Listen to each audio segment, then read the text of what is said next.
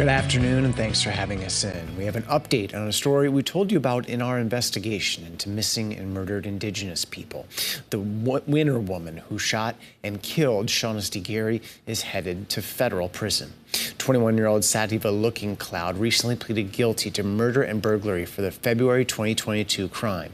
This week, a federal judge sentenced her to 20 years behind bars. We spoke with one of Gary's aunts last summer. She told us the young mother, daughter, sister, and niece will be remembered for her outgoing personality and because she was always eager to help anybody.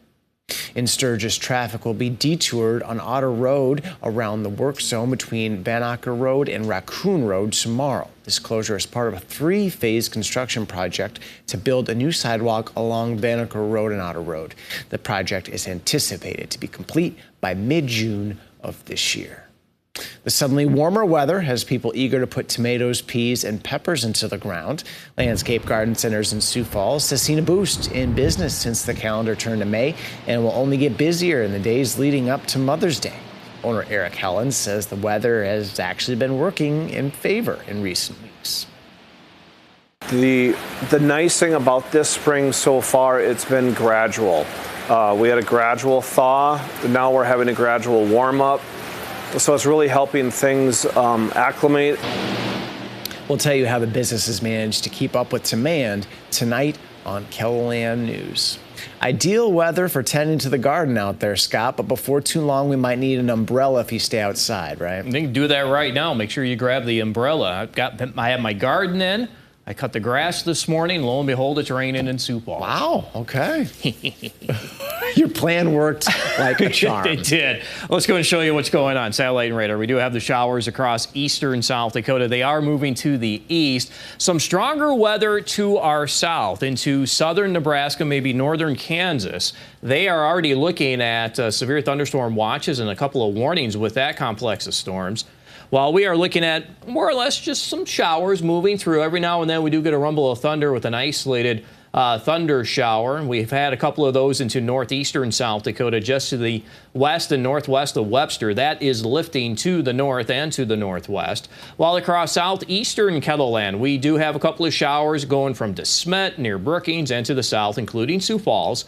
Mitchell, Emery with showers this morning down toward Parkston. Notice how these are moving to the east, and we also have these isolated thunder showers, if you will, into parts of northwestern Iowa. One near Sanborn, another one just to the east and south of Rock Rapids, and these are moving to the northeast. Here's Inwood, a couple of very light rain showers just to the north of Inwood, moving to the northeast. We'll continue to watch things here in the Storm Center. Otherwise, just expect these scattered showers and thunder showers to continue, I would say, for the next couple of days. We do have this in our forecast. You can see on Futurecast over the next 12 hours, there will be an isolated shower, thunder shower, that continues in eastern and northeastern KELOLAND.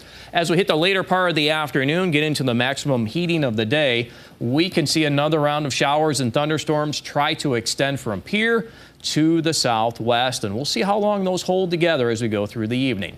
Temperatures are in the 60s and 70s. We're at 74 in Worthington, 65 in Sioux Falls. We have 67 in Pierre and 67 in Rapid City. I'll have more details on the KELOLAND Live Doppler forecast coming up. Thank you, Scott. Nearly 3 months ago, Hyundai and Kia unveiled software that was designed to thwart an epidemic of thefts of their vehicles, caused by a security flaw that was exposed on TikTok and other social media sites. However, it hasn't solved the problem. Data from 7 U.S. cities gathered by the AP shows that across the country, thieves are still driving off with the vehicles at an alarming rate, which makes 8.3 million vehicles relatively easy targets for thieves.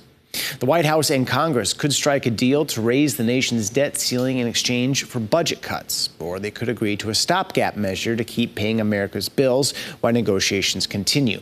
June 1st is the deadline to raise the debt ceiling or risk default. Migrants are coming to the southern border in large numbers as Title 42, the pandemic-era immigration policy that allowed the government to quickly expel migrants to slow the spread of COVID, comes to an end this week. The administration of President Joe Biden is working on solutions to stop the flow of migrants to the border. Nicole D'Antonio has details from the White House. The Border Patrol began to detain undocumented migrants in El Paso Tuesday to process and deport them. There will be some enforcement jointly with some other agencies. The Biden administration is working to curb an influx of migrants coming to the southern border as Title 42 comes to an end.